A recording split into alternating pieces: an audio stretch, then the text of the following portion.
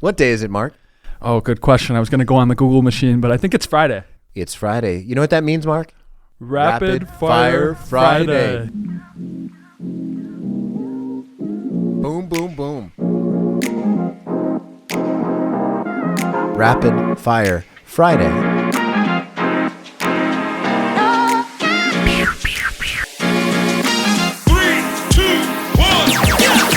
Rapid Fire Friday. Hark, I hear the email bell, Mark. Does that mean we have people who send in questions? That does mean that. This one's from Amy Elder, Hey, Amy, and I'm going to read the email do it. because I can read. Without reading glasses, if you're wondering, folks, this is just audio, but one of us has reading glasses, one of us doesn't. Yep, and it's not me. And Heather's behind the glass, too. She is, as Behind always. the glass. Her email says, "Thank you for answering all my questions. Super helpful. I have a few more around marriage. Do you have to be married in a church to be married in God's eyes? Does God join every married couple together, even two non-believers? Is it unbiblical to marry a non-believer? Are Christians required to do premarital counseling before they can get married? Or is that just a Catholic thing? Can a pastor refuse to marry a couple? If so, what would be the reasons? Thanks again for all the time and effort that goes into the podcast." Amy Elder. Thanks, Amy. Those are great questions. I'm Yes, glad you thank sent you. them in. Yeah, let's just go one at a time. Do you have to be married in a church to be married in God's eyes? No. Marriage is a holy covenant that we shouldn't enter into lightly, but the location of the wedding ceremony does not need to take place in a church building. Now, one of the reasons some of this people ask about this, especially if they have a Catholic background, Roman Catholic background. Catholic means universal. Roman Catholic means not universal. And the Catholic Church believes that marriage is a sacrament, which it is not. That's one of the many places they're in error. There are two sacraments, baptism and communion.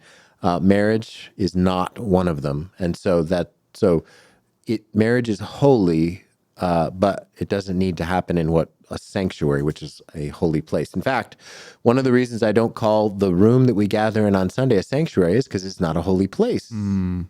We call it an auditorium, a place of listening. And we are holy as Christians. So we, the holy ones, the saints, enter in the holy place and use our auditory skills to listen. I got some of those, but you got more. Well, you have hearing aids now, Mark. Let's not be down on technology. Common grace is functioning for you. All right. Exactly. The next question. Wait, before you go there. Oh, okay. So you're saying they could get married in an In-N-Out burger if they wanted to. If they want to, yeah. All right. I just wanted to clarify. They want to. I mean, I've performed weddings outside. Yeah. I perform weddings at wedding Backyards. chapels, backyards. Yeah. So All right. that's Golden Corral? Nope, we're not Golden Corral people. All right. Well, anyways. Or I'm not. I should speak for myself. All right. Yeah. So her second question, you can go into that one. Do you want me to read it again? Or you got God it? join every married couple, even two non-believers. Yeah. Yes. Is that a common grace thing too? It is it's a pre-fall institution that it was started by the Lord himself. Now, so if you read the first two chapters of the Bible, the two things that jump out really significantly when it comes to humans, well, first, God created all things. Second, God created humans unique. Third, he institutes marriage before the fall. So this is in Genesis chapter 2, verse 23. That's for Heather because she puts all the notes in. 2:23 and 24, it says this.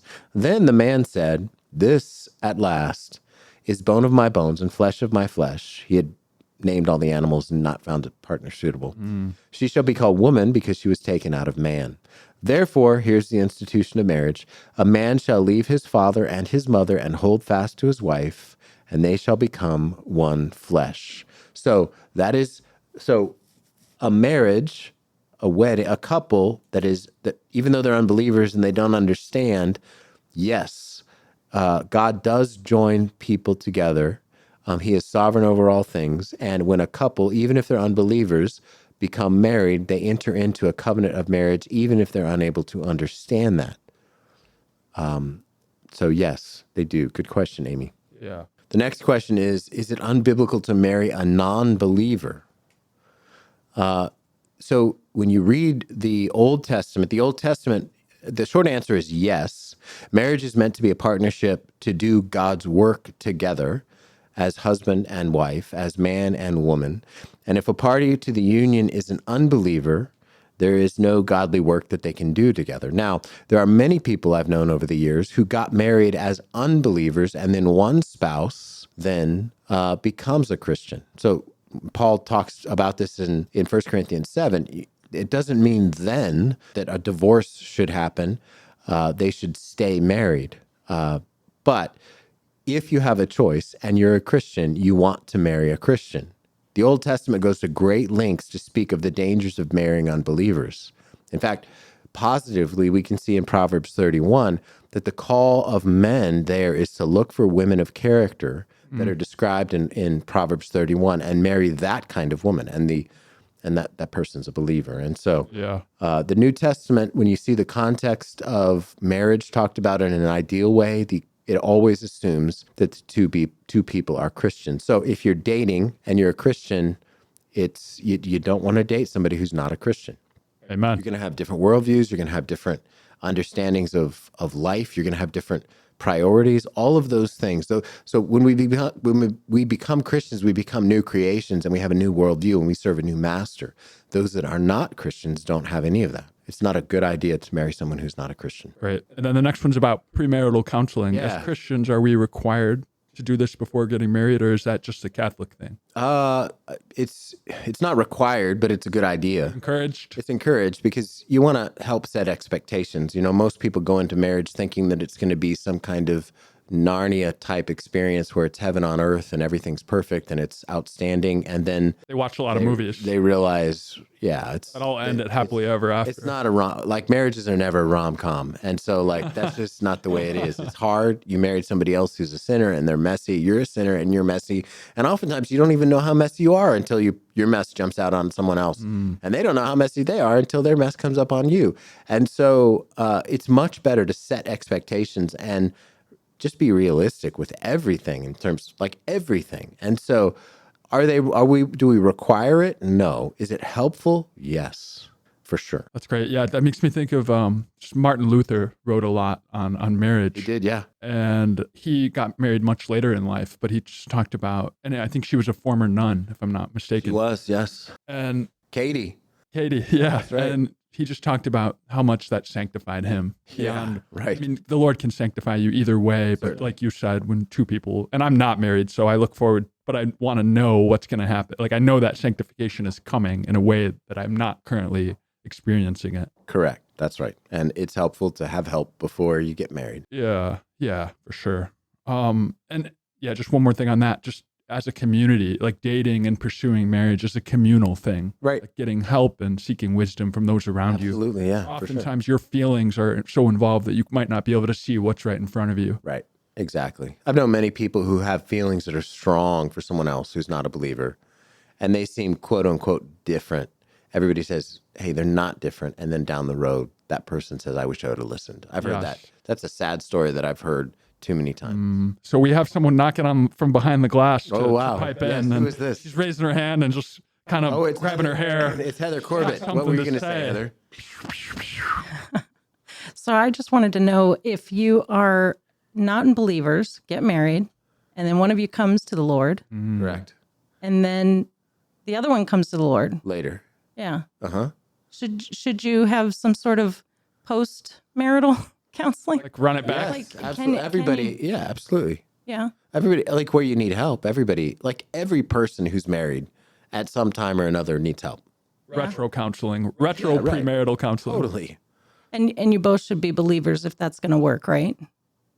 Well, I mean, yes, but like the goal would be different. So like if you have one party that's an unbeliever, my goal in counseling that person is to get them saved.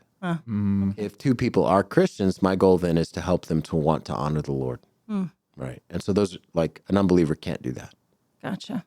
Cool. Thank you. Good question. Yeah. I'll follow up too.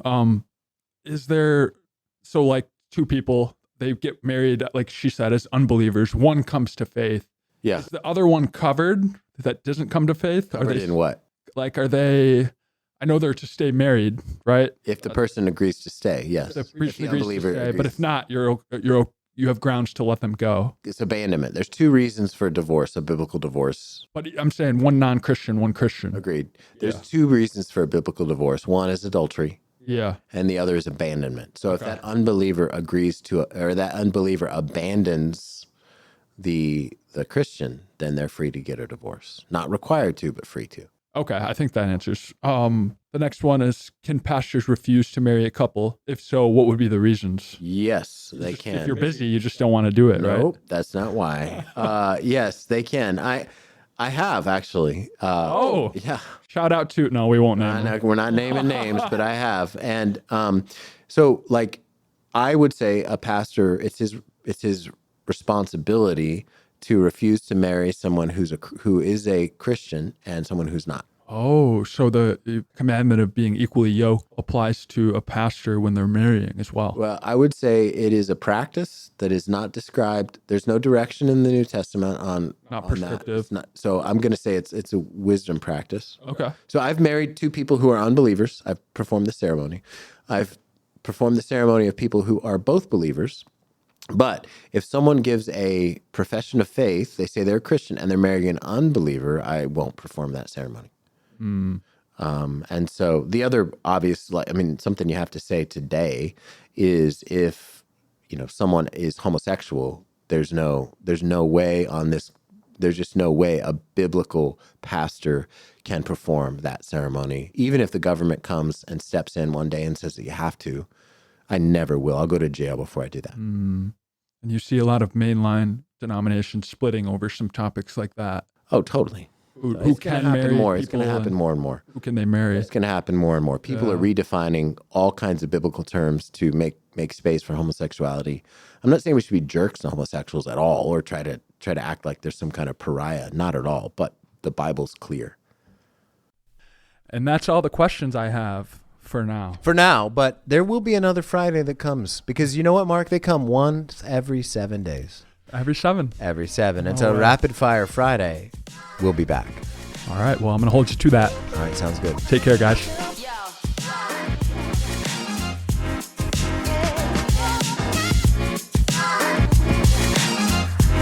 Yo.